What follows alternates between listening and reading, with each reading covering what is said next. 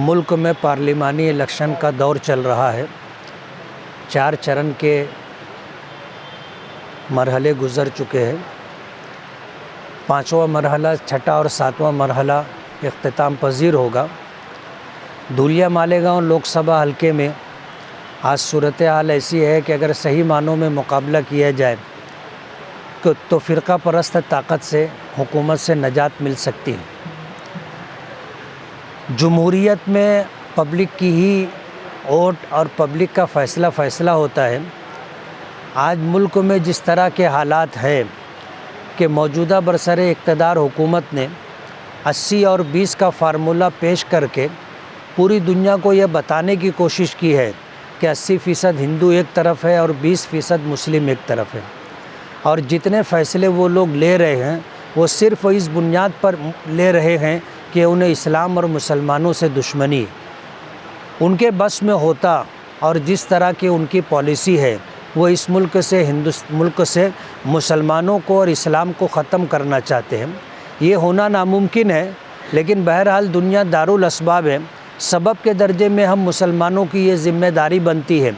कि हम मुल्कों की आज़ादी के बाद से आज तक हालात से गुज़रते रहे हैं, कभी कम कभी ज़्यादा, लेकिन आज सूरत हाल ऐसी हो गई है कि हमसे हमारी शरीयत और हमसे हमारी हिंदुस्तानी शहरियत छीनने की कोशिश हो रही है। और जो भी फ़िरका परस्त ताकत है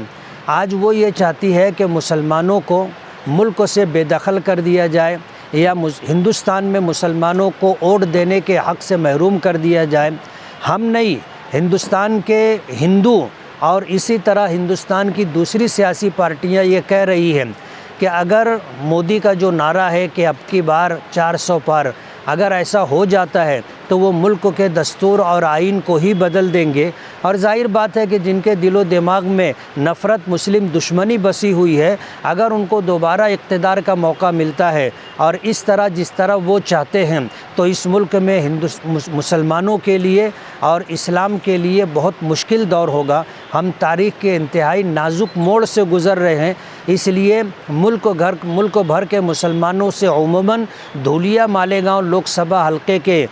सेकुलर आवाम से और ख़ास तौर पर अपने मुस्लिम भाइयों से मेरी ये अपील है कि वो